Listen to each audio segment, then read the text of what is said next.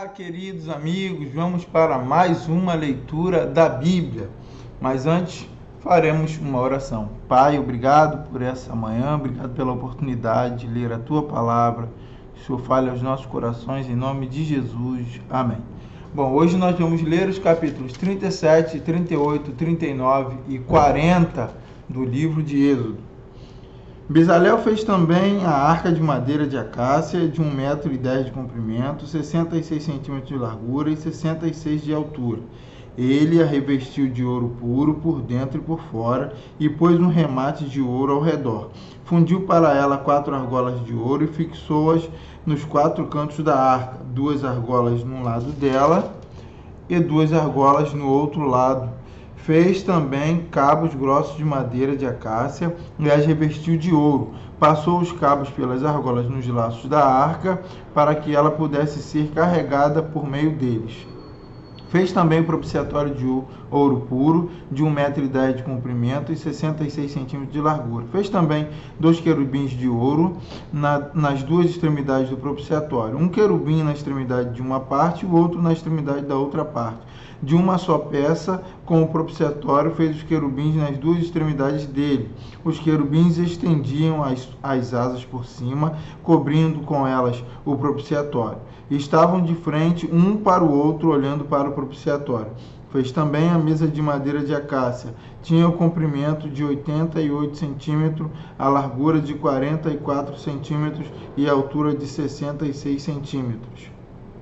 Revestiu-a de ouro puro e pôs um remate de ouro ao redor. Também lhe fez uma borda ao redor, da largura de 4 dedos, e pôs um remate ao redor da borda. Também fez 4 argolas de ouro e fixou-as nos 4 cantos que estavam nos 4 pés da mesa. Perto da borda estavam as argolas, como lugares para os cabos, para carregar a mesa. Fez os cabos de madeira de acácia e revestiu-os de ouro, para que a mesa pudesse ser carregada por meio deles. Também fez de ouro puro os utensílios que deveriam estar sobre a mesa, os seus pratos, os seus recipientes para o incenso, as suas jarras e as suas taças em que seriam oferecidas as libações. Fez também um candelabro de ouro puro, de ouro batido fez. O seu pedestal, a sua haste, os seus cálices, as suas maçanetas e as suas flores formavam com ele uma só peça. 6 hastes saíam dos lados do candelabro, 3 de um lado e 3 do outro.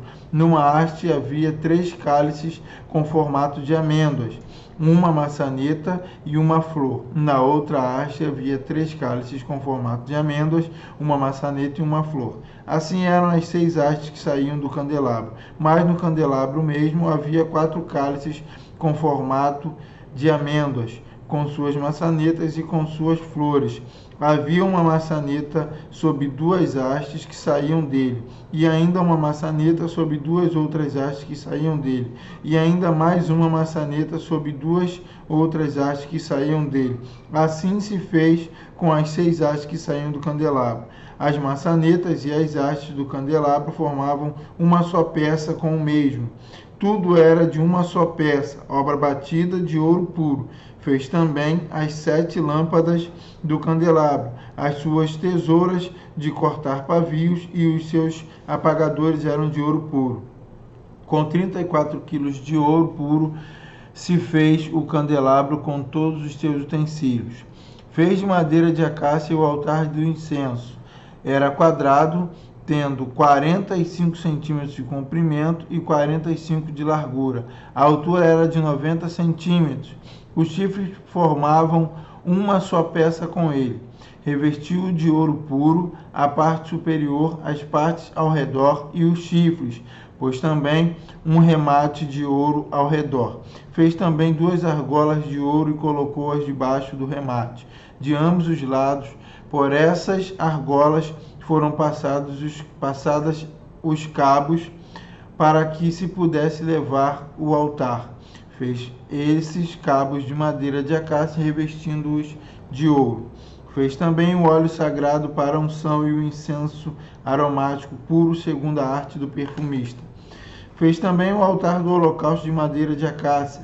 Seu comprimento era de 2,20 metros e a largura era de 2,20 metros. O altar era quadrado. A altura era de 1,30 metros. Nos 4 cantos colocou 4 chifres, os quais formavam uma só peça como altar, e o revestiu de bronze. Fez também todos os utensílios do altar, recipientes para recolher as suas cinzas, pás, bacias, garfos e braseiros. Todos esses utensílios foram feitos de bronze. Fez também para o altar uma grelha de bronze em forma de rede, ao redor do altar para baixo, a qual chegava até o meio do altar. Fundiu 4 argolas para os 4 cantos da grelha de bronze, para que nelas fossem passados os cabos. Fez também os cabos de madeira de acácia, revestidos de bronze. Passou os cabos pelas argolas de um e de outro lado do altar para ser levado. Oco e de tábuas o fez. Fez também a bacia de bronze com o seu suporte de bronze dos espelhos das mulheres que se reuniam para ministrar à porta da tenda do encontro. Fez também o átrio ao lado meridional que dá para o sul. As cortinas do átrio eram de linho fino retorcido de 44 metros de comprimento. As suas 20 colunas e as suas bases eram de bronze.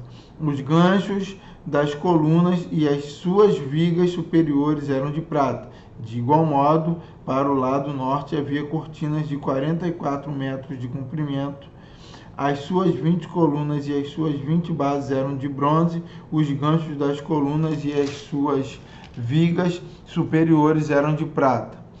Para o lado oeste havia cortinas de 22 metros, as suas colunas eram 10 e as suas bases eram 10. Os ganchos das colunas e as suas vigas superiores eram de prata. Do lado oeste para o nascente, as cortinas tinham 22 metros de comprimento. As cortinas para um lado da entrada tinham 6,60 metros de comprimento, e as suas colunas eram 3 e as suas bases 3. Para o outro lado da entrada do átrio, de um e de outro lado da entrada, havia cortinas de 6,60 metros de comprimento. As suas colunas eram 3 e as suas bases 3. Todas as cortinas ao redor do átrio eram de linho fino retorcido. As bases das colunas eram de bronze. Os ganchos das colunas e as suas vigas superiores eram de prata. O cortinado da porta do átrio era de obra de bordador de pano azul, púrpura, carmesim e linho fino retorcido.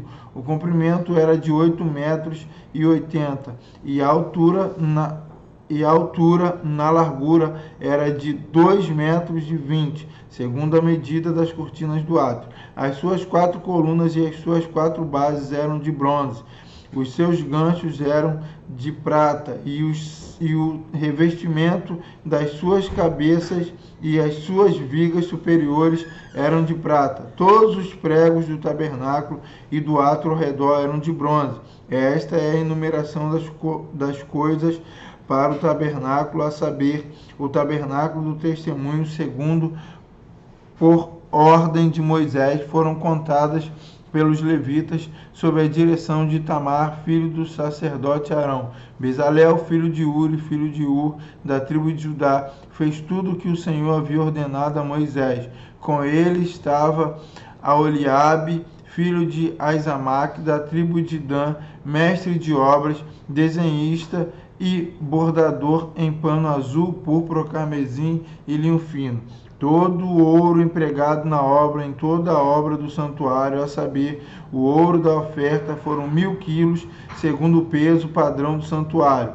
A prata dos arrolados da congregação foram 3.421 quilos, segundo o peso padrão do santuário. 6 gramas por cabeça, isto é, metade do peso padrão, segundo o peso padrão do santuário, de cada um dos arrolados de 20 anos para cima, que foram 603.550. Empregaram-se 3.400 quilos de prata para fundir as bases do santuário e as bases do véu. Para as 100 bases, 3.400 quilos, 34 quilos para cada base.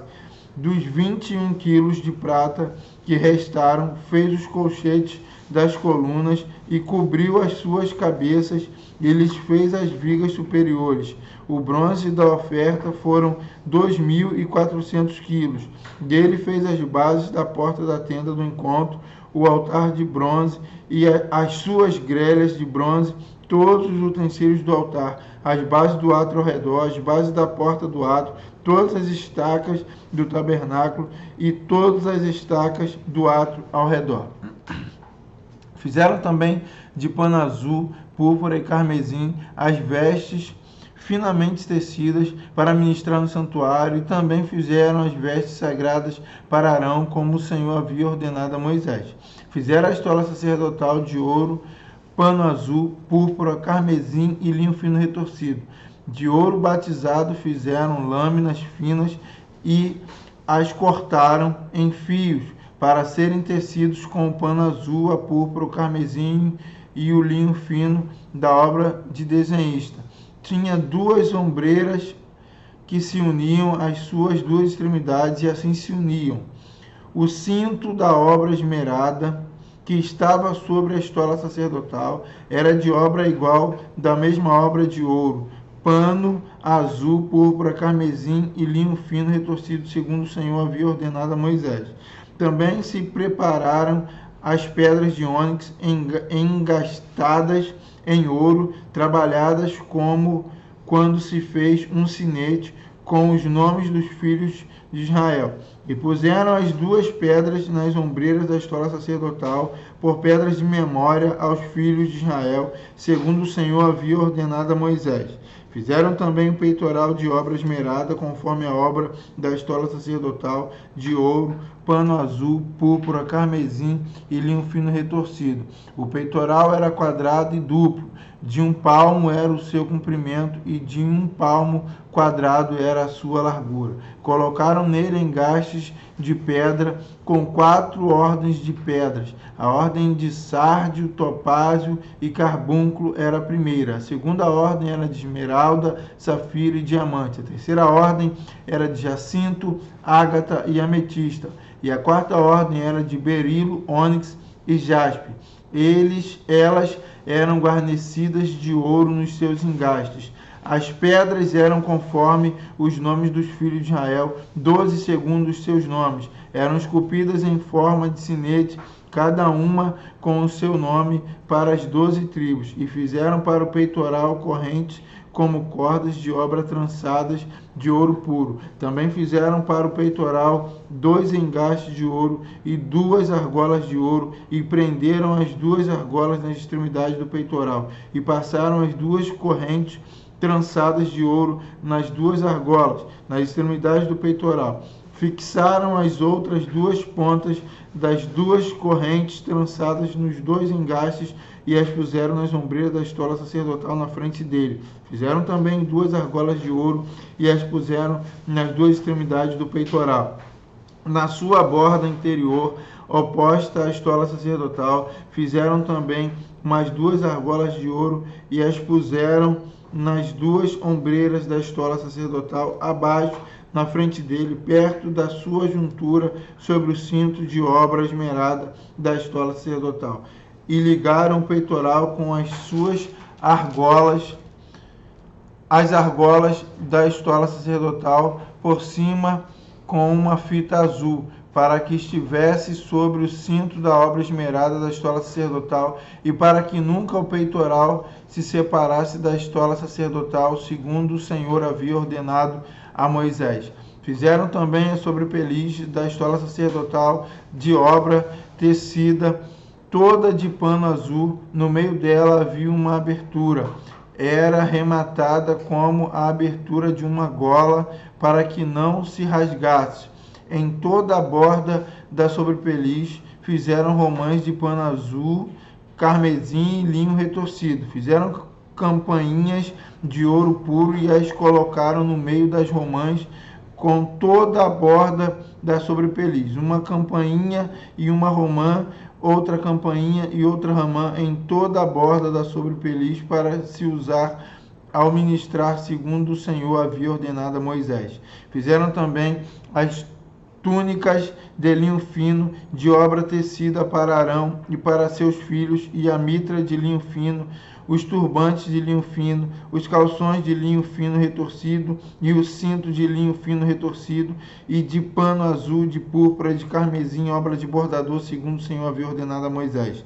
Também fizeram de ouro puro a lâmina da coroa sagrada, e nela gravaram a maneira de gravuras de sinete, santidade ao Senhor, e ataram-na com um cordão de pano azul para prender a lâmina à parte superior da mitra, segundo o Senhor havia ordenado a Moisés. Assim se concluiu toda a obra do tabernáculo da tenda do encontro. Os filhos de Israel fizeram tudo segundo o Senhor havia ordenado a Moisés. Depois trouxeram a Moisés o tabernáculo, a tenda e todos os seus pertences, os seus colchetes, as suas tábuas, as suas vigas superiores, as suas colunas e as suas bases, a cobertura de peles de carneiro tingidas de vermelho, a cobertura de peles finas e o véu do cortinado, a arca do testemunho, os seus cabos e o seu propiciatório, a mesa com todos os seus utensílios e os pães da proposição, o candelabro de ouro puro com suas